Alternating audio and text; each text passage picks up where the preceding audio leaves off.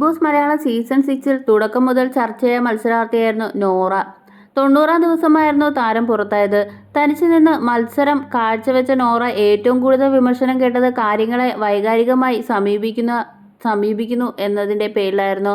ഇപ്പോഴിതാ ബിഗ് ബോസിന് ശേഷം ആ രീതി മാറിയെന്നും അനാവശ്യ കാര്യങ്ങളെ അവഗണിക്കാൻ പഠിച്ചുവെന്നുമാണ് നോറ പറയുന്നത്. ബിഗ് ബോസ് അനുഭവം താരം പങ്കുവച്ചു. ജാങ്കോ സ്പേസിന് നൽകിയ അഭിമുഖത്തിലാണ് പ്രതികരണം. ബിഗ് ബോസിന് ശേഷം ജീവിതം അടിപൊളിയായി പോകുന്നു. വളരെ ചെറിയ കാര്യങ്ങൾക്ക് പോലും വൈകാരികമായി പെരുമാറിയിരുന്ന ആളായിരുന്നു ഞാൻ. എന്നാൽ ബിഗ് ബോസിന് ശേഷം അത്തരം കാര്യങ്ങളെല്ലാം അവഗണിക്കാൻ പഠിച്ചു.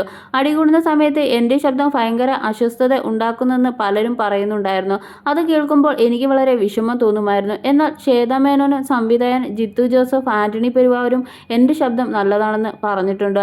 ബിഗ് ബോസിൽ എല്ലാവർക്കും ഞാൻ പോകണമെന്നായിരുന്നു. പുറത്താവുമ്പോൾ ആരോടും പറയാതെയല്ല ഞാൻ പോയത്.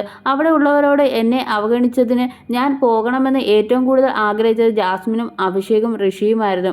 ഞാനും ജാസ്മിനും സുഹൃത്തല്ല, പരിചയക്കാരാണ്. എൻ്റെ സുഹൃത്തെന്ന് പറഞ്ഞാണ് ജാസ്മിൻ അവിടെ സംസാരിച്ചത്. എന്നാൽ എന്നെ സംബന്ധിച്ച് പരിചയം ഒരിക്കലും സൗഹൃദമല്ല. മാത്രമല്ല എൻ്റെ സുഹൃത്തെന്ന് പറഞ്ഞ് അവിടെ പലതും കാണിച്ചു കൂട്ടുമ്പോൾ ഞാൻ ഇങ്ങനെയുള്ളവരെയാണോ സുഹൃത്താക്കുന്നതെന്ന് ചിന്ത പുറത്ത് എല്ലാവർക്കും ഉണ്ടാവുമെന്നും ഞാൻ ആശങ്കപ്പെട്ടിരുന്നു. അതുകൊണ്ട് തുടക്കം മുതൽ തന്നെ ഞാൻ അങ്ങനെ പറയുന്നതിനെ എതിർത്തിരുന്നു. അതിൻ്റെ പേരിലാണ് അടിയുണ്ടായത്. ജാസ്മിനെ എല്ലാവരും കൂടെ അറ്റാക്ക് ചെയ്യുന്ന സമയത്ത് എനിക്ക് പാവം തോന്നിയിട്ടുണ്ട്. പേഴ്സണൽ ഗ്രഡ്ജിൻ്റെ അർത്ഥം അവൾക്ക് അറിയില്ലെന്ന് തോന്നുന്നു. പക നെഗറ്റീവായി ചിന്തിക്കുകയാണ് അതുകൊണ്ട് അർത്ഥമാക്കുന്നത്. എന്നോട് നെഗറ്റീവ് കാണിച്ചാലും ഞാൻ അങ്ങനെയല്ല തിരിച്ചു പെരുമാറിയിട്ടുള്ളത്. പകരം ആ സ്പേസിൽ നിന്ന് മാറി നിൽക്കാനാണ് ഞാൻ ശ്രമിച്ചിട്ടുള്ളത്. എൻ്റെ ക്യാരക്ടറിൽ ഇല്ലാത്ത സാധനം എന്തിനാണ് സ്ഥാപിക്കാൻ ശ്രമിക്കുന്നത് എന്നായിരുന്നു എൻ്റെ ചിന്ത.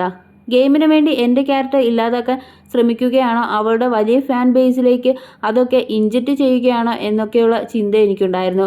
വയൽക്കാട് വരുന്നതിന് മുമ്പ് ജാസ്മിന് ഹൗസിൽ നല്ല പിന്തുണയുണ്ടായിരുന്നു. അവൾക്ക് എന്ത് ചെയ്താലും എല്ലാവരും പുകഴ്ത്തിയിരുന്നു.